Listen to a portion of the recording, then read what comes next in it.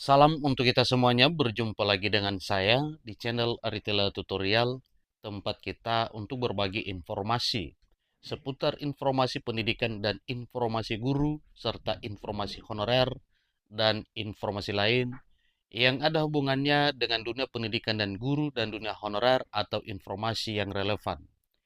Pada pertemuan ini saya menyapa seluruh Bapak Ibu honorer Senair yang selalu setia melaksanakan tugas tanpa mengenal lelah untuk melaksanakan kegiatan pelayanan publik di instansi pemerintah pusat, demikian dengan instansi pemerintah daerah. Saya yakin bahwa Bapak Ibu selalu semangat dan selalu dalam keadaan sehat walafiat. Pada pertemuan kali ini ada satu hal penting yang perlu saya sharekan kepada Bapak Ibu. Ini merupakan hal yang urgent yang sedang dihadapi oleh para honorer yang telah melamar P3K 2024 namun dengan status TMS ya atau tidak memenuhi syarat P3K 2024. Atau mungkin para pelamar yang mungkin setelah mengecek di database-nya atau melalui info GTK, maka tidak memenuhi syarat untuk P3K 2024. Nah, Bapak Ibu terkait dengan hal ini, disampaikan bahwa ada peluang revisi Undang-Undang ASN, selamatkan honorer TMS P3K 2024, itu satu pertanyaan Bapak Ibu ya. Lalu disampaikan ada peluang. Ini adalah satu informasi yang disampaikan dari Komisi 2 Dewan Perwakilan Rakyat Republik Indonesia. Nah, supaya lebih jelas Bapak Ibu, apa kira-kira peluang bagi para honorer yang TMS P3K 2024? Mari simak informasi berikut sampai selesai dan jangan lupa support terus channel ini dengan cara like dan subscribe, share, dan komen supaya semua informasi yang disalurkan melalui channel ini selalu update di layar Bapak Ibu. Langsung pada informasinya. Jakarta, jpnn.com, Jakarta. Pimpinan Forum Honorer merespons langkah Komisi 2 Dewan Perwakilan Rakyat Republik Indonesia yang memasukkan revisi Undang-Undang Nomor 20 Tahun 2023 tentang aparatur sipil negara atau tentang ASN dalam program legislasi nasional atau Prolegnas 2024-2029. Dalam rapat pleno Balik pada Selasa 12 November, anggota Komisi 2 DPR RI Ahmad Doli Kurnia Tanjung mengusulkan agar pembahasan revisi Undang-Undang ASN masuk dalam prioritas tahun 2025.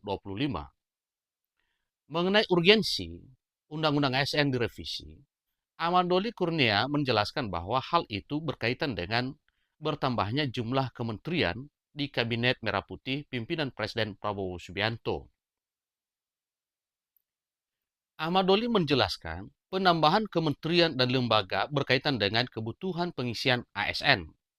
Jadi perlu diketahui bahwa Undang-Undang Aparatur Sipil Negara atau UASN mengatur banyak hal, antara lain soal penetapan kebutuhan PNS dan P3K, penguatan pengawasan sistem merit, kesejahteraan PNS dan P3K, digitalisasi manajemen ASN, dan penataan non-ASN atau honorer. Dengan kata lain bahwa masalah honorer hanya salah satu pokok pengaturan di Undang-Undang ASN. Adapun revisi Undang-Undang ASN, seperti disampaikan Ahmad Doli dari Komisi 2 Dewan Perwakilan Rakyat Republik Indonesia, hanya menyentuh soal kebutuhan ASN lantaran ada penambahan jumlah kementerian atau lembaga di Kabinet Merah Putih. Ketua Komisi 2 Dewan Perwakilan Rakyat Republik Indonesia, Muhammad Rifki Nizami Karsayuda, juga sudah menjelaskan bahwa revisi Undang-Undang Aparatur Sipil Negara diusulkan lantaran ada perubahan nomenklatur kementerian atau lembaga. Jadi itulah dasarnya Bapak Ibu ya, ada muncul hal ini.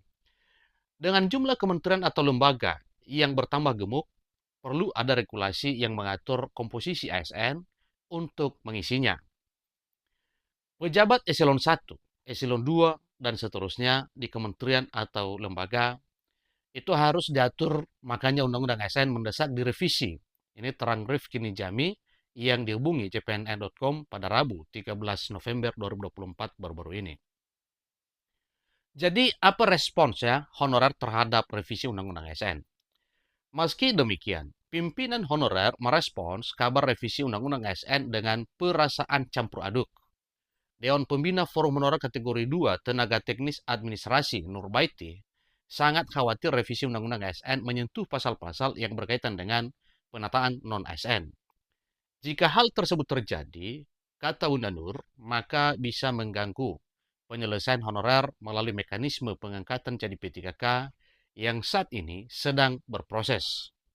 Di sisi lain, Bunda Nur juga berharap bahwa jika revisi Undang-Undang ASN menyenggol pasal tentang nasib honorer, maka bisa menjadi peluang baik.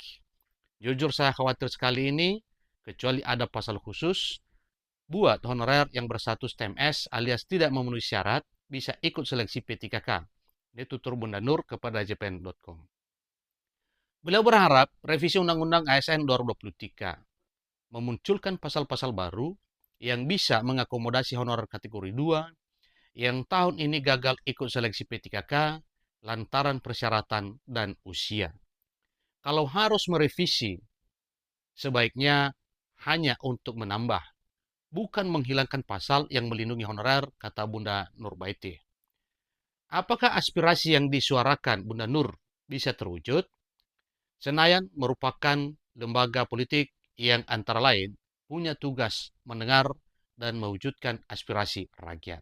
Nah, tentunya ini diyakinkan dan diharapkan bahwa apa yang dirindukan oleh para honorer untuk bisa selamat, untuk diangkat menjadi aparatur sipil negara dan status P3K, tentunya kesemuanya itu nantinya kita akan memperoleh kabar baik selanjutnya. Jadi bisa saja revisi Undang-Undang ASN merembet ke pasal-pasal lain yang berkaitan dengan penuntasan masalah honorer.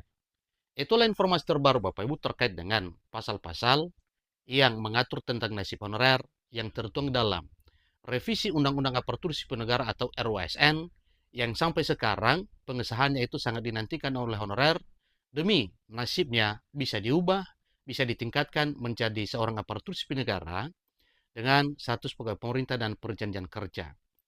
Kita doakan semuanya kiranya upaya para pejuang honorer, demikian juga dengan para pendengar yang dapat mempertimbangkan nasib para honorer ini, bisa bekerja semaksimal mungkin demi terselamatkannya para honorer di seluruh tanah air Indonesia yang sudah lama menantikan perhatian pemerintah untuk memberikan apresiasi kepada mereka, sehingga nantinya statusnya bisa berubah untuk menjadi aparatur sipil negara. Semoga saja di era Pak Presiden Prabowo, semua persoalan tentang honorer ini bisa menjadi satu hal yang sebaliknya, yaitu menjadi satu sukacita walau sudah lama dinantikan, tetapi nantinya para honorer ini bisa bahagia oleh karena diangkat oleh menjadi ASN dengan status P3K oleh pemerintah dengan aturan-aturan yang diberlakukan sesuai dengan peraturan perundang-undangan. Demikian informasinya, sampai ketemu informasi berikutnya. Terima kasih.